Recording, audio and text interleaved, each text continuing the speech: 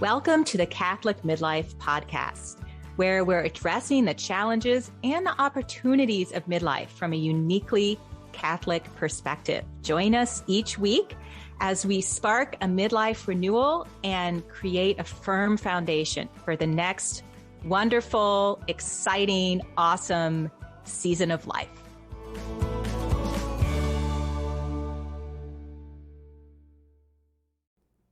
Hello and welcome to the Catholic Midlife Podcast. It is great to be here with you. I'm Curtis. I'm here with my fellow host, Karen. Hello, everybody.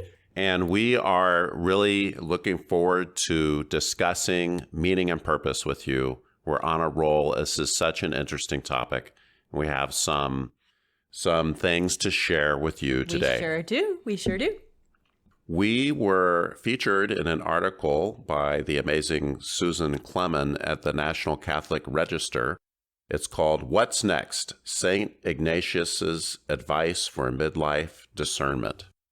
It's really fun. It's fun, and we'll have a link for that in the show notes, and we'll try to put it in our Facebook group if we remember. Yeah, so go ahead and check that article out. So Ms. Clemens wrote about a number of aspects of midlife. She starts off her article with a story about somebody going into retirement. So here's a man, Mr. Snively. He looks like he had this really intense business career. So what he was done with that, and he just thought, well, what's next? What's next for me? That's the big question. We get that a lot, by the way. Yeah. What's next in my life? What's next? And in retirement's so interesting, Karen. So there's really a pattern, and it's the pattern that we described in our transitions season, starting with episode 2. And retirement's a big transition, so It's huge. So the same kind of pattern shows up. So first off, there's the yay, the honeymoon phase. Right. You know, God willing, you hit your retirement in good health and with some choices and opportunities. Mm-hmm. And it's going to be, boy, you're going to ditch the regular schedule. You'll probably still wake up at 5 a.m., but who cares? Yes. You don't have to go anywhere. So many wonderful things you can choose to do. Yeah, and you can work off some of that travel and all those things that have been built up. And that's the honeymoon phase, and that's going to last a year or two. Okay. And then you get into disenchantment. Something's missing. Well, and there's so many things that contribute to that.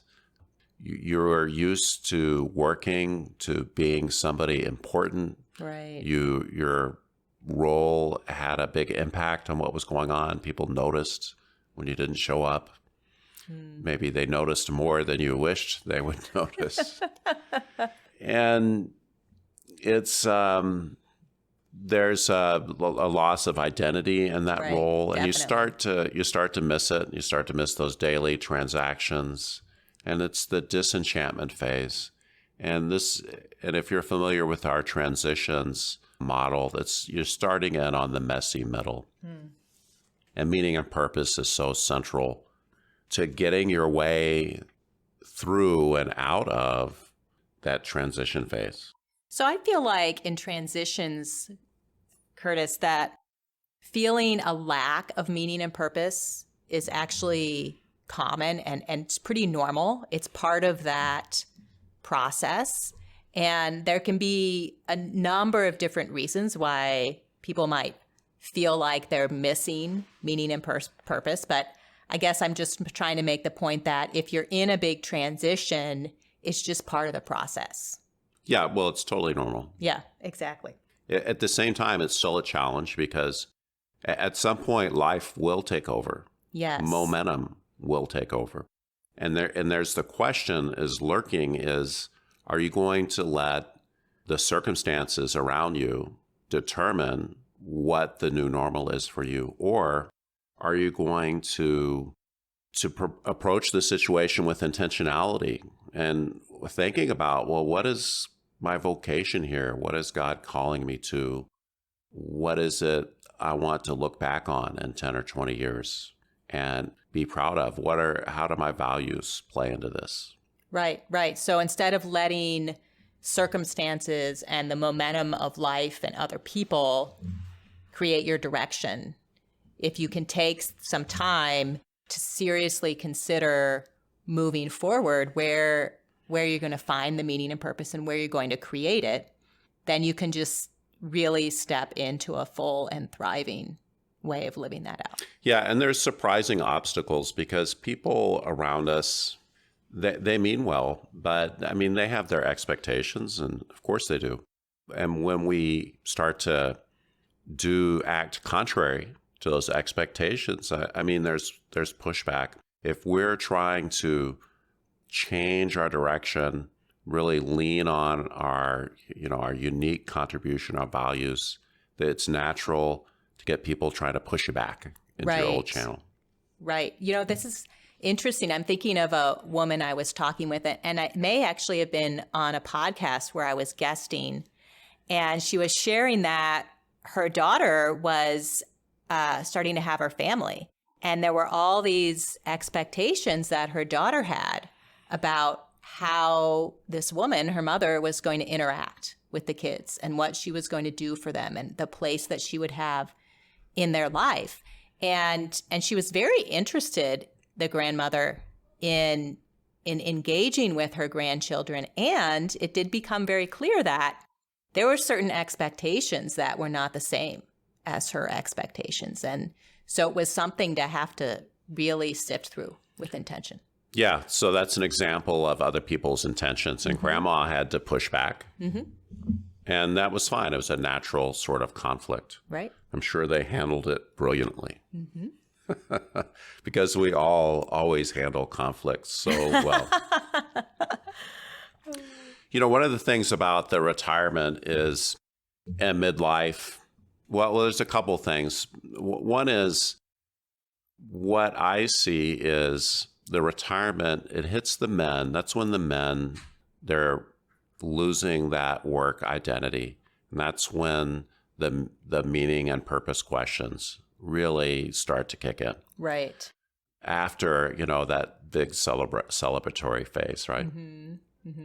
For the ladies, for the moms, it really seems like it's the empty nest triggers a big round of that. And that can be a trigger for a lot of people. Yeah.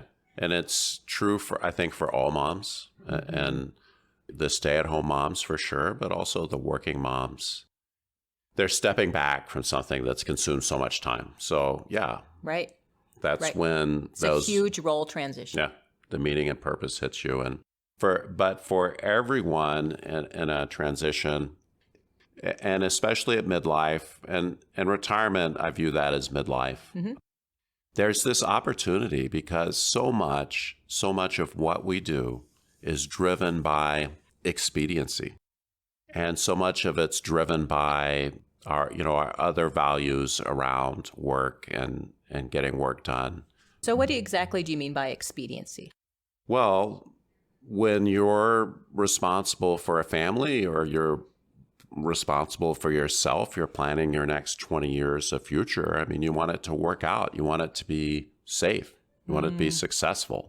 So expedient means I know I can do this. It's very likely to work. It may not be my favorite, but I can do this. I can make the money. I can have the time. I can, whatever my goals are, I can get them done.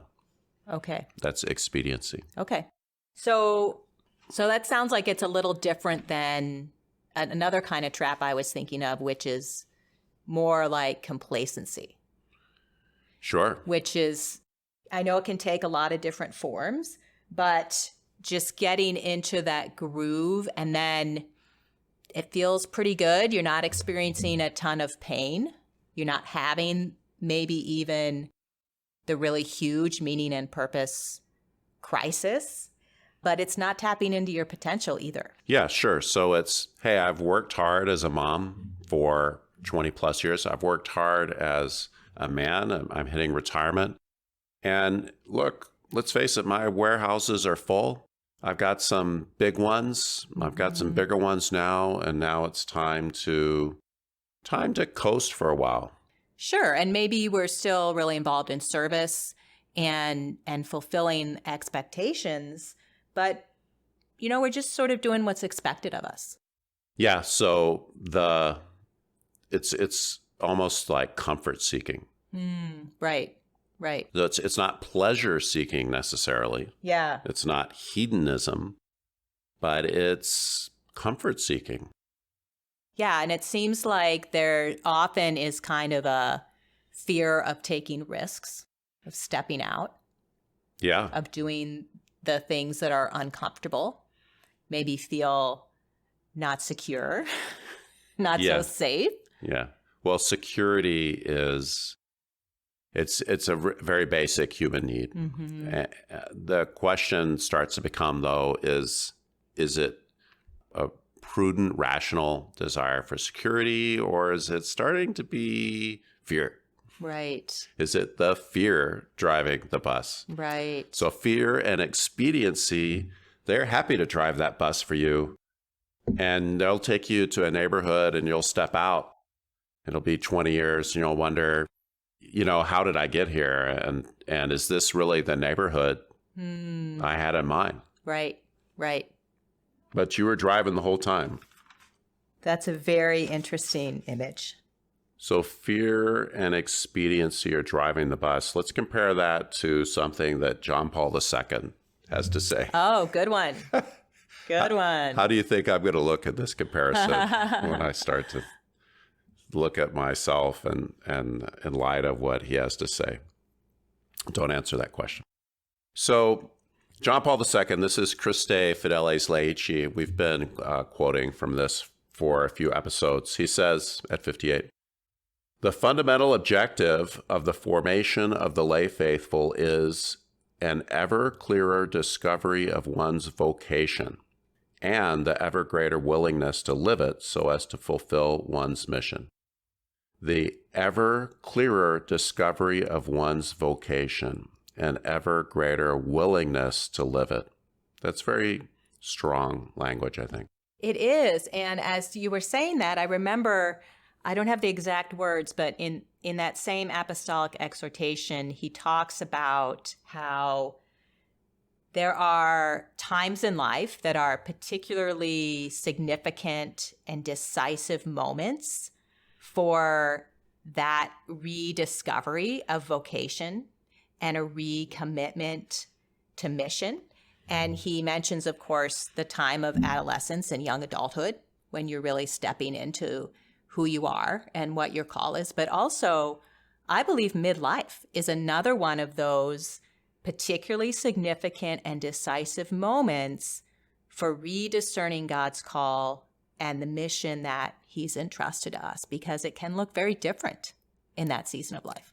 That's so true. One of the big messages we have is that midlife is an important phase or stage of life. It's really critical to take stock, to take action, to take intelligent action, to have a great transition. And it's not just at the empty nest or in your 40s or 50s. It's also at retirement, because we're entering an age where we have much more opportunity and potential. Mm-hmm. And with great potential comes great responsibility. It does. And that can be a really scary question to ask yourself, which is, what's my real potential? And where am I not living into my potential? And that can be a very uncomfortable question, because most of us are not really fully living up to our God-given potential. I know I'm not. I'm continuing to ask that question. And it is a little scary. It might be better if you just played it safe for a while. You're done with the risks. Is that what you're telling me? Yeah. Okay, I'm catching your drift. Yeah. Well, it's good. It's quite the voyage of discovery. And really what this brings us to is I'm talking about fear and the desire for security and complacency driving the bus. And that's what we don't want. We're encouraged by the church, and John Paul II is talking about discovering our vocation and the willingness to live it.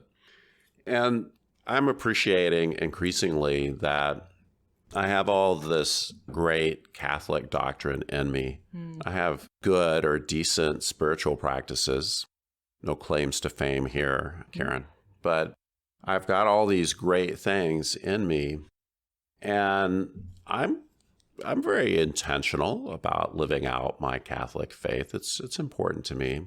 At the same time, however, I'm realizing that what drives my decision-making, probably more than anything else, is my middle-class values. I'm living out my middle-class values, and these are great values. Things like getting married, staying married, having children in marriage. These are secrets for the middle class to prosper that other socioeconomic parts of society don't get to enjoy anymore. And it's devastating to them. The middle class values are great. They have great values, Right. and worth. At the same time, they are mostly driving all my decisions. That is so interesting. So we can be making choices that we may think are based on a spiritual perspective, and it can be hard to separate those, maybe from the other influences in our life. And it's not that we don't want those influences. And also some awareness of what's driving me and motivating me. That can be really insightful. Yeah, so these are some of the really difficult questions. When is it prudence? Prudence is that crazy grab bag of virtue, meaning making all the right choices. Yeah, exactly. I kind of have a war on the way people talk about prudence. But of course it's a gem, it's a crown's jewel of the virtues. But so when is it prudence, and when is it just fear? When is it just the fear and the anxiety and the complacency that are driving? Right. I actually was speaking recently with someone who had retired over the last couple of years, and she was making the point that she noticed as she retired, there was all this new space in her life. And part of what was coming up in the space was just kind of her own history, her life story that gets pushed to the side, when we're in the midst of all the challenges and burdens of raising kids and the work life. And kind of the comment was, this is kind of a time sometimes when a lot of our interior obstacles and baggage can come up for us because there's space for that to happen. And as we're talking about, making our choices and living our potential and embracing our vocation, part of the process really is addressing those interior obstacles. Yeah, all that stuff can just well up and be overwhelming. Yes. And paralyzing. It can. And make us give up and aim for something that's pretty low, that's safe, secure, no risk. And Karen, we're definitely not fans of people doing wild things with their life or risking their money in bizarre ways or whatever. At the same time, there's often so much that's possible for us if we're willing to assume a reasonable amount of risk. I totally agree. I totally agree. And, we don't need to make up risks. And at the same time, when you're stepping into your potential, one of the ways is it's a little bit scary. It's a little bit scary. I did hear someone say once, and I don't know if I would go this far, but she said, if you don't feel like you're going to throw up, then you haven't gone far enough. And I thought, I don't know if I'm going to say that. Yeah, well, but you're going to have some moments when you really just wish you were doing something like that involved a margarita and a beach instead of, trying to bring forth this talent, this call, this spirit that that you're sensing God is pulling you into. Yeah. So you're saying I can't have the margarita in the beach? Can I have it sometimes? Could I have it once a year?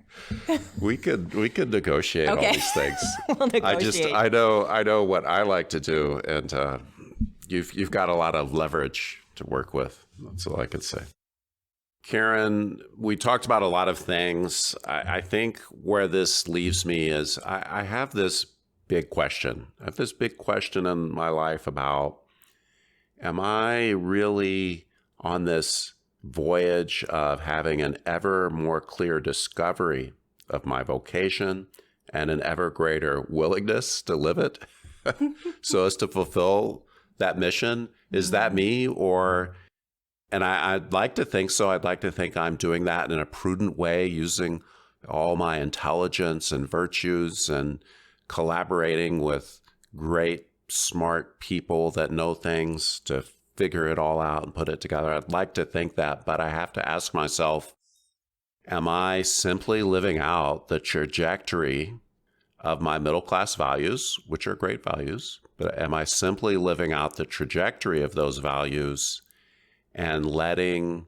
fear, an excessive desire for security, some complacency, are those things what are really driving the bus for me? Wow, I think that's a great question, Curtis. And I'm going to sit with that question. I think we should leave our listeners this episode with that very question for them to ponder. Does that seem okay? Awesome. So we're going to close our episode here. I would like to say, if you haven't gone to our website, thecatholicmidlife.com, and signed up for our free offer, I highly recommend you do so. It's totally related to what we've been talking about here. It's called Managing Midlife Transitions. And all you do is go to thecatholicmidlife.com, type in your email, and we'll send it your way.